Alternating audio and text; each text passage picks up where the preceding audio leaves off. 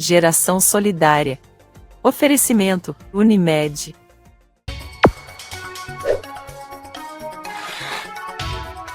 Olá pessoal, entra no ar o programa Geração Solidária, que chega todas as quartas-feiras à sua casa, às 20h30, pela TV Candidez, e aos domingos, 10h30 da manhã, tem reprise do programa. Nossos convidados de hoje serão muito importantes para nós, pode ter certeza. Vão deixar mensagens riquíssimas. Além de mensagens da educação, também tem mensagem de saúde. Não sai daí que estão voltando já já. Acreditamos que a vida é o bem maior do ser humano. Que uma vida boa deve ser possível para todos. Para isso, saúde é essencial e a vida só acontece na cooperação. Trabalhamos todos os dias para promover saúde e qualidade de vida nas nossas cidades, para que o maior número de pessoas possa viver mais e melhor. Buscamos o nosso propósito por meio do cooperativismo médico e do conhecimento em saúde. Nosso jeito de cuidar valoriza o trabalho médico. Somos movidos pelas pessoas. Elas estão no centro do nosso negócio. E para cuidar delas, precisamos ter sustentabilidade e uma atuação pautada em conhecimento. Analisamos o todo para nos entender como parte em cada local onde estamos presentes. E a inovação nos permite evoluir com a agilidade das mudanças. Em cada ação, cada negócio e em todos os nossos relacionamentos, valorizamos a integridade, o respeito, a solidariedade e o espírito cooperativista. Essa é a nossa essência. Aqui tem presença, e ser presença é cuidar. Aqui tem Unimed.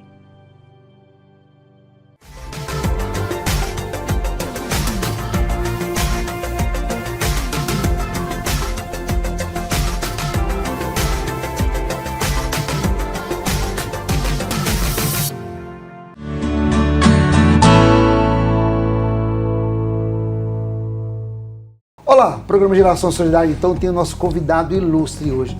Hoje, gente, é tão legal a gente começar nosso programa neste ano de 2025 falando sobre educação. Eu tenho o prazer de receber aqui no Estúdio TV Candidez do Geração Solidária, no quadro Cidadania e Ação, meu grande amigo professor Otávio Vinícius Arantes. Ele que é mestre em educação pelo Cefet, ele que é professor no curso de Pedagogia da Faculdade de Anhanguera, ele que é professor do curso de pós-graduação da Faculdade de Unifenas, ele que é professor efetivo da rede estadual e municipal de Divinópolis, ele que é um neuropsicopedagogo pela Unesp. Bom, professor de História, professor de Artes, professor de Educação Especial, rico, né? Currículo muito rico. Otávio, obrigado. Muito obrigado pela primeira convite. vez esse ano nós estamos conversando, mas virão muitas outras vezes onde você vai construir com a gente esse quadro tão importante da Cidadania e Ação que fala de educação. Vivemos um momento, né, no início das aulas agora, e esse momento ele veio com muitas mudanças, né? E essas mudanças têm que ter interface da família. Prazer, palavra sua, fala pra gente, vou bater esse papo tranquilo. É muito gratificante estar aqui, usando esse espaço da publicidade, da televisão. Quero deixar um abraço para as pessoas que assistem o programa do Geraldinho, Geração Solidária. Sim. A gente acredita que a sociedade ela é educada e politizada a partir desses espaços. Então, gostaria de parabenizar o senhor por esses longos anos aí, dedicando a levar informação para Divinópolis, para o Centro-Oeste. E é um prazer estar aqui falando de educação, que é aquilo que eu vivo, sabe, Geraldinho? O dia a dia, né? Eu costumo brincar que eu entrei na escola com 6 anos e não saí dela até hoje. Sim. E falar de escola para mim é muito importante, porque falar de escola é falar de construção de cidadania. Sim, com certeza. Porque a educação, ela constrói, ela politiza o estudante para ele entender dos seus direitos, dos seus deveres. E a gente começa o ano de 2025 com a expectativa de que nós tenhamos um ano de avanços, um ano onde nós estamos tendo aí uma retomada daquela situação onde o celular está sendo proibido. Sim, sim. Essa parceria com a família e a escola vai ser essencial. É uma interface, família e escola, né? É uma extensão da casa. É verdade. A escola se perfaz uma extensão da casa, enquanto ela traz as regras, os combinados, e quem vai dar esse aporte ao professor, ao diretor, à gestão escolar, é a família. Eu costumo dizer, sabe, Geraldinho, que a escola, ela não pode ser algo aquém do contexto familiar. Sim. O dia que o filho perceber, e eu falo isso para todos os pais, todas as mães, todos os responsáveis que estão nos assistindo, quando os filhos de vocês perceberem que a escola é importante e é pauta da casa, Ótimo. ela vira uma extensão. E se ela vira uma extensão, não é algo que está aquém do processo familiar. Ela está junto. Tá junto, é. Não existe a É uma instituição construção escola. única, né? É única. Porque qual o sujeito que é único? É. É o nosso estudante. É verdade. Que é aquele que está no processo da formação da cidadania. Eu fico imaginando, né, para o estudante ter ficado 2 meses de férias e tal, era uma rotina, agora ele volta para uma rotina nova. E nessa novidade, os celulares, que já é uma rotina diária de todos os jovens, de todas as pessoas, agora há uma interrupção. O que substituir nesse momento, que pode ser, ele é importante demais, mas há uma substituição, tem que ter um planejamento, uma criatividade da escola? Que nós vamos ter uma ressignificação. Sim. Por quê? Nós vamos ressignificar o espaço escolar. Sim. Nós vamos ressignificar as vivências. Hoje, Geraldinho, muitas das vezes, aquela saudosa hora que a gente falava assim em sala. Agora vocês podem ficar tranquilos e conversar. Que é aquele minutinho de relaxamento legal, entre né? uma aula e outra. Muitas das vezes ele não existia. Cada um pegava o seu telefone e ficava ali no seu mundo virtual. Então o que nós vamos ver é uma retomada desse espaço da sala de aula enquanto um espaço de vivência social, não pelas mídias. Então cabe, eu convido os meus colegas, professores, educadores, gestores escolares, a trazer essas vivências e dar esse significado desse momento. Não só a busca por penalizar o celular ou por trazer uma dinâmica de não usar, mas entender que foi necessário. É um processo, de crescimento. De crescimento. De crescimento. Porque os estudantes vão perceber o quanto aquilo que são as horas do recreio, que a gente foi se perdendo, o brincar no recreio pelo celular, o intervalo. Então a gente, vamos dizer, o celular incomoda o processo de ensino-aprendizagem, porque ele acaba se tornando uma situação que gera uma dependência. Sim. Isso é fato. É fato, é. Mas a gente também tem essas questões sociais que estavam sendo interrompidas pelo processo da tecnologia, pelas mídias sociais dentro dos celulares. Essa lei, ela vem meio que dar né, pare, porque em casa tem muitas famílias conversando em casa pelo celular, se comunicando pelo celular. Isso é gritante, isso é grave demais, né? Às vezes de um quarto pro outro. Então assim, por isso você vê como que a coisa é assim, tão gritante, e que se a educação não tomasse uma medida dura, realmente drástica, a coisa realmente ela ficava totalmente desenfreada, você não sabia o que poderia acontecer no futuro. Até que ponto poderia chegar? Mas vem criatividade disso aí, não vem? Vem criatividade, porque é o bate-papo, aí uma outra situação, a legislação federal, ela não eximiu ou extinguiu a utilização dos meios tecnológicos. Sim, sim. Nós precisamos entender que isso aqui é uma legislação que veio para tratar a questão dos aparelhos celulares no ambiente de sala de aula para questões supérfluas ao processo educacional. Entendi. Mas, por exemplo, se você tem um professor que tem uma dinâmica de trabalho, um acesso aos sites, o notebook, igual escolas particulares que nós temos em Divinópolis, que utilizam muito do iPad, do notebook, isso são recursos tecnológicos, está previsto está previsto na legislação educacional, que são a utilização dos TICs, tecnologias da informação e da comunicação, e é uma coisa desassociada do processo da lei. Então não significa também que a partir de segunda os professores não vão usar mais data show, não vão usar notebook. Isso não tem nada como, disso, não né? tem isso. Porque utiliza sim, né? Isso, e é necessário. Nós estamos lidando com estudantes do século XXI. Claro, com certeza. E é um dos grandes desafios para nós, enquanto educadores, trazer essa dinâmica de apresentar o conteúdo de uma forma dinâmica. Na sua avaliação, agora já fugindo um pouquinho da teoria, na sua avaliação, como que você encara a família nesse momento dessa mudança? Você acha que foi positiva? A família teve uma avaliação positiva nessas atitudes que vão ter daqui para frente? Deve ter sido importante para eles, né? Eu penso que a família recebeu essa notícia e agora ela faz parte. Por quê? Se o objetivo é não deixar usar o celular no espaço da sala, essa conversa ela não tem que começar dia 10 na escola. Já tem. Essa conversa ela tem que ser uma construção familiar. Como eu disse, né, a gente precisa entender que a escola é uma extensão da família. Sim. A escola não é um mundo paralelo, a escola não é uma situação onde define combinados lá e outro em casa, não. A família tem que fazer parte desse espaço escolar. Sim. E eu sei que o senhor defende isso, a gente também defende, porque o dia que a escola quiser ser algo diferente disso, ela perde o sentido da família e fica vazio. Por quê? Aí não tem aquela ressignificação do que é a escola no contexto familiar e no contexto educacional. Mas as famílias foram pegas de surpresa também. Porque tirar o telefone deles, eu acredito que vai ser um desafio muito grande, pela questão própria psicológica mesmo, do lidar, do emocional. Você tirar um aparelho que hoje a gente usa para tudo. Você pensar que o celular substituiu a calculadora, substituiu a televisão, substituiu o computador, substituiu o livro, e de repente você vai e tira tudo nesse momento de 4h30, né? E no caso das crianças que ficam o tempo integral, os adolescentes, 7 horas diárias. Mas não cabe uma reflexão, Otávio, sobre a importância da tecnologia para nós, para o nosso crescimento, é muito importante. Mas não há uma falta de diálogo mesmo em casa. A gente percebe que as pessoas se distanciaram um pouco, o jovem, a criança, né, o adulto, o papai, a mamãe, os cuidadores ali das crianças. Eu acho que está precisando ter... Eu vou te falar do meu tempo, Tapicerica. Eu sou do Tapicerica, eu sempre falo no meu programa. Outro dia com o Renato eu comentei também sobre... a gente tinha o nosso tempo de bate-papo, lá no bairro Nacional das Graças. Naquele tempo, papai e mamãe, a gente sentava e conversava. Nós tínhamos as novenas, que a gente ia para novena, mas depois tinha o bate-papo entre as famílias. Era um que tinha televisão em casa, na rua. Então assim, eu sou muito saudosista aí. Eu acho que não precisa de viver isso, mas viver, tipo assim, hoje, conversando, dialogando. As pessoas têm que se encontrar mais. E ninguém se encontra. É fácil chegar numa visita e estão todos na sala, com a televisão ligada sozinha e os celulares na mão e pesquisando, buscando não sei o que informação. Não é isso? Eu estive num congresso em setembro do ano passado, e a gente discutiu muito essa funcionabilidade dos aparelhos eletrônicos e essa questão que a sociedade não entendeu que era para substituir. E não entendeu que a ideia da tecnologia é complementar.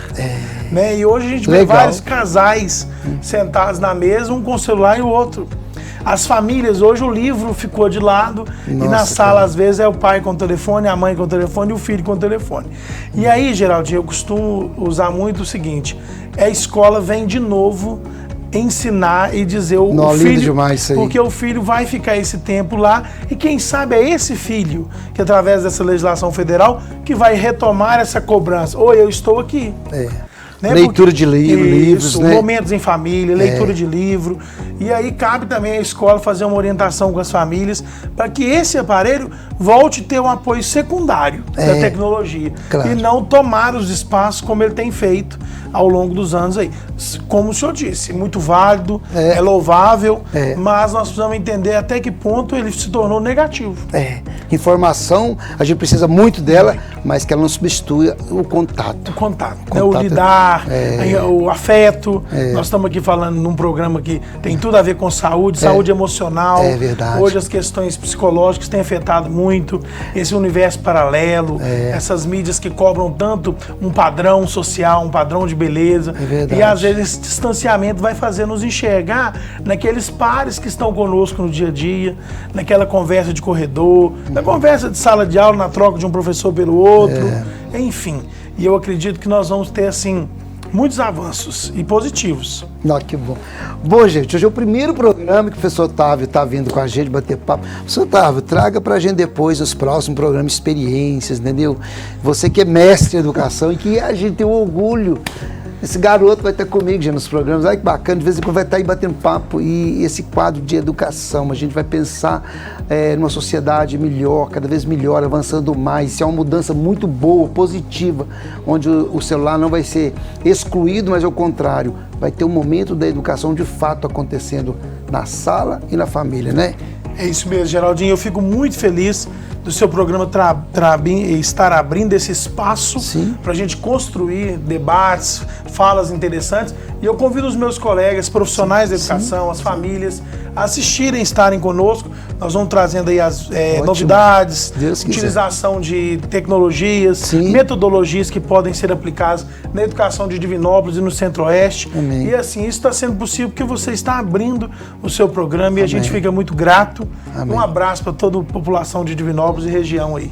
Gostou do presente? Meu Deus, eu tô cheio, tô orgulhoso, inchado de orgulho, porque o professor Otávio é um exemplo de ser humano, é um mestre da educação, e o programa faltava isso. O programa faltava um quadro específico da educação para lidar nesse momento tão importante da história, em que a gente possa dar a nossa contrapartida ao mundo aí, construindo no meu tempo que eu tenho aqui do programa, ajudando as famílias a repensar, a construir vínculos com educação, escola e eles, e os papais e mamães aí. É isso? Tá, obrigado mesmo, meu irmão. Muito obrigado. Deus te proteja muito e sucesso na sua vida toda. Muito obrigado. Você sabe, também, né? Viu? Obrigado, meu irmão. Tamo junto, pessoal. O Instituto Embeleze está presente em todo o Brasil e em 20 anos já formou mais de 2 milhões de profissionais. Com os melhores especialistas e a melhor metodologia, você se profissionaliza e transforma a sua vida. Cursos de cabeleireiro, manicure, maquiador, designer de sobrancelha, designer de cílios, barbeiro e muito mais. Acredite em você e realize o seu sonho. Instituto Embeleze, paixão pela transformação de vidas.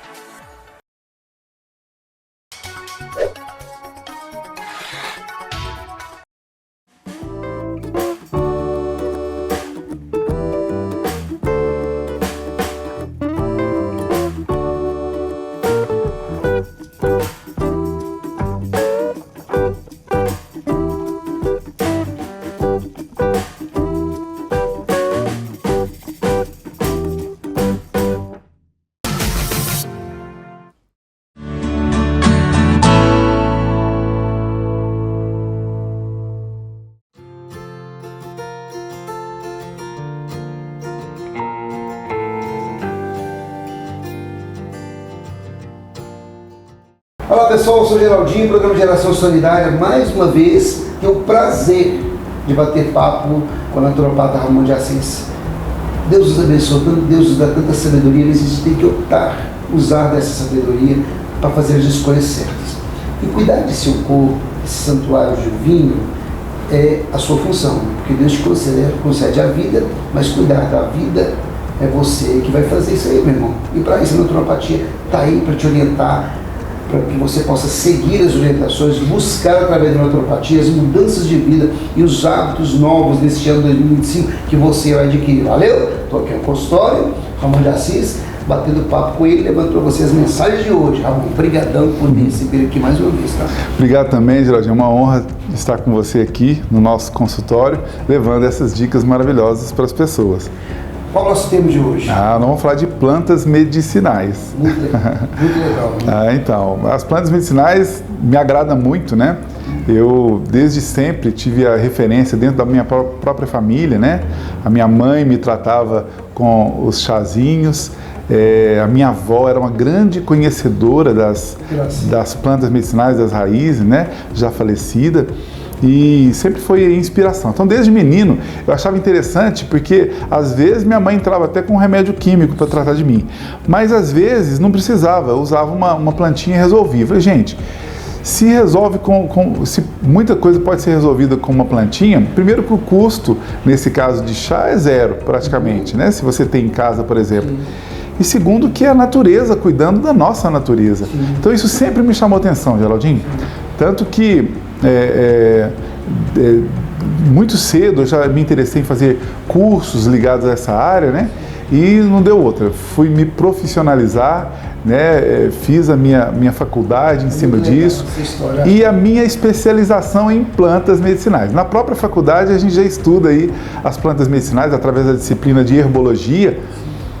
Mas aí eu fui desdobrando e fiz a minha especialização em plantas medicinais, porque é um universo maravilhoso, né? Eu entendo que quanto mais nós nos afastamos da natureza, nos afastamos da natureza, mais adoecemos. Quando nós regressamos a ela, quando eu falo de regressar, não significa a gente voltar lá e viver como os índios, né? Que é uma cultura maravilhosa, mas a sociedade hoje não vai fazer isso. Mas eu digo, voltar no que diz respeito a bons hábitos, a ter contato com a natureza, a se alimentar da própria natureza e não de produtos criados pelo próprio homem. Eu falo de tudo isso. E por que não nos curarmos e nos tratarmos de recursos também naturais, como as plantas medicinais? Geraldinho, as plantas medicinais são incríveis. Numa única planta medicinal, existem substâncias, todas obviamente naturais, que tratam diversos problemas. Numa única planta, nós temos aí 100, 150, 200 ativos, que são substâncias, que cada uma trata uma coisa, cada substância trata uma coisa diferente. Por isso que muitas vezes uma única planta, né? Quantas vezes eu posso receber 10 pacientes, prescrever para 10 problemas diferentes a mesma planta. Exemplos de plantas para mim, qual que você fala alguns aí? Eu posso falar... Não, alguns só, porque muitas vezes são muitas. Né? A erva cidreira. Não tão conhecida. Tem erva cidreira de folha, tem a erva cidreira de capim, tem a falsa erva cidreira. Todas as três são plantas medicinais maravilhosas. Um chazinho de manhã é bom ou à noite? O que você... Então, para quem não tem comorbidades, né, e crianças a partir de 2 anos de idade, eu recomendo a gente resgatar essa cultura do chá que é brasileira e que também vem das origens africanas, que também povoaram o Brasil muito bem, né? Então, além dos índios que deixaram aqui, né, eram brasileiros e deixaram aqui no Brasil essa cultura maravilhosa, também tem a cultura africana que trouxe muito disso. Então, tomar um chazinho, quem não tem comorbidades e crianças a partir de 2 anos de idade, tomar aí 2, 3 vezes por semana um chazinho desse qualquer, você vai estar suplementando o seu organismo, porque muitas vitaminas e minerais que a gente tem que pagar caro aí numa farmácia, você tem numa planta, né? Talvez não na quantidade que o seu corpo precisa, mas você já começa. Se você já não toma nada e já começa a tomar um chazinho, já melhora essa condição. Seria o ideal de manhã? Não, o chá não tem horário. Qualquer horário, né? Você pode estar tomando. Mas aí eu citei o chá de erva cidreira, tem o hortelã, tem a menta, tem a alfavaca, tem o guaco, tem raízes maravilhosas, como a raiz da salsinha, a raiz do salsão. São plantas incríveis, né? Tem aí o chapéu de couro, né? Eu estou citando aqui mais os nomes populares para as pessoas se familiarizarem. Chapéu de couro, tem a cana de macaco, tem a cavalinha. São plantas muito comuns nos nossos quintais ainda hoje, né? Então são plantas que a gente pode fazer um uso com muita despreocupação. As folhas de manga, a sálvia, a malva e por aí vai, né? A marcela, e são inúmeras plantas aí muito populares. Folha de manga é um chá maravilhoso, inclusive para controle glicêmico, né? A folha de manga. Então é entender que quando eu falo de plantas medicinais, eu estou falando desse resgate cultural. Claro, assim como você me perguntou, qual chazinho que pode tomar? São diversos. Sim. Porém, eu estou falando também da especialização em plantas medicinais, que é uma das minhas especializações. Aí a gente passa a chamar de fitoterapia. Sim. Fito, do latim, planta. Terapia, tratamento. Então, a fitoterapia, o que ela difere do uso das plantas medicinais? Que é algo mais racional, mais técnico, é profissional. Então, por exemplo, quando eu vou calcular tudo que você precisa e colocar uma fórmula só dentro de uma cápsula, por exemplo. De plantas medicinais. Sim, claro. Aí, por exemplo, eu pego ali, o Geraldinho tem 6 coisas para tratar. E eu vou pegar aí, digamos, 3 plantas cobrem essas 6 coisas. Eu ponho elas todas dentro de uma cápsula. Então eu monto isso pensado proporcional ao seu organismo, às suas necessidades, e ainda a gente tem o pensamento, que a gente chama de fitoterapia racional, para nos preocuparmos com as interações com possíveis medicamentos que você usa. Então, por exemplo, tudo é pensado. Digamos que você usa um antihipertensivo. Sim. Então, eu tomo cuidado para que as plantas que eu utilize não interajam com o antihipertensivo seu, para não cortar o efeito e nem sobrepor ao efeito. Então, tudo isso é muito pensadinho e, apesar das plantas já terem uma margem de segurança gigante, ainda a gente faz isso com muito cuidado, muita responsabilidade e segurança para que as pessoas utilizem ali com mais tranquilidade mesmo e melhorem a sua saúde. A gente falou em alguns programas aí do passado que, por exemplo, você tem em casa, você tem o acompanhamento médico da alopatia convencional aí. Você pode tranquilamente ter esse tratamento e agregar a sua vida ali o tratamento do naturopata, né, com fitoterapia e tal. Então, tranquilo, uma coisa não conflita com a outra, ao contrário, elas somam, né? Exatamente. Somam, é bacana isso, né? Hoje a naturopatia, né, por ser uma formação acadêmica e por também ter tantos disciplinas que envolvem a parte nutricional, a naturopatia, quando as pessoas nos procuram, ela pode até não ter passado por nenhum tipo de profissional da saúde e começa e termina um tratamento só com a naturopata. Isso é possível. Às vezes a pessoa nos procura por uma enxaqueca, por uma azia, por questões emocionais, insônias, ansiedades, e a pessoa vem aqui, somente aqui, trata e fica livre disso perfeitamente. Mas a gente pega, claro, muitos casos onde a pessoa já faz o acompanhamento profissional, seja ele com o médico, seja com o nutricionista, seja com o psicólogo, com qualquer área, aí tem a perfeita associação.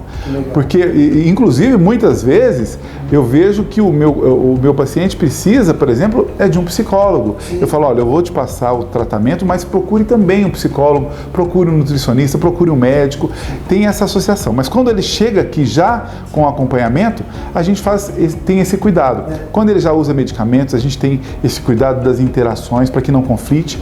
E claro, por ética, né? Assim, como que a gente faz? A gente não retira nada que outro profissional prescreveu, né? É uma questão ética. Mas na medida que o paciente vai melhorando, e isso acontece em 99% dos casos, ele vai melhorando uma pressão arterial, porque eu estou aqui suplementando de vitaminas, minerais, ele está fazendo atividade física, eu passo planta que controla a pressão, de repente a pessoa vai perceber, minha pressão está melhorando, está caindo. Aí o próprio médico que acompanha a pessoa, opa, você não precisa mais desse químico, ou precisa diminuir esse químico até a retirada. Isso acontece frequentemente. Então, é a conciliação com respeito ao profissional que está tratando desse paciente também, com ética, sobretudo, para que a gente faça o melhor pro paciente, né? Sempre. Então, acho que a naturopatia agrega quando é o caso. Aliás, ela foi colocada, né, numa portaria, portaria 971 do Ministério da Saúde de 1996, ou 2006, e incluiu como práticas integrativas complementares. Então nós fazemos esse papel muito bem feito de complementar e não querer aí substituir e desamparar o paciente do que ele já faz uso, mas também ela tem autonomia, né? A naturopatia tem autonomia para tratar diversos problemas sem mesmo a intervenção de outras áreas da saúde. Que legal, plantas medicinais. Eu acho que o programa é muito pequeno, então não tem tempo de estar pensando na aplicação, mas assim, eu fico maravilhado com o que a naturopatia pode fazer na vida da gente, né? Muito legal, você ter em casa, conversando em casa, na sua família aí, trocando ideias sobre a importância dessas plantas medicinais e que no passado, como você mesmo disse, nossos antepassados utilizavam com tanta maestria, né? E a gente está precisando voltar nesse tempo para cuidar do nosso santuário, do nosso corpo. Ramon, obrigado mesmo. É maravilhoso estar no seu consultório aqui e bater esse papo, gravando esse programa, porque nos ajuda muito, pode ter certeza. Me orienta muito, viu? Obrigado pelas palavras, Geraldinho. Para mim é uma honra estar aqui do seu lado, no seu programa, levando esse assunto para todo mundo. Nutrigil Agropecuária. Somos apaixonados pelos animais. Somos referência no comércio de produtos agropecuários e produtos para o seu pet. Nossa clínica veterinária conta com profissionais altamente qualificados. Temos a mais completa farmácia veterinária de Divinópolis e região. Aqui você encontra também produtos para jardinagem. Contrate nosso Táxi Dog e levamos seu pet em veículo fechado, com total segurança. Ligue 3221 3200.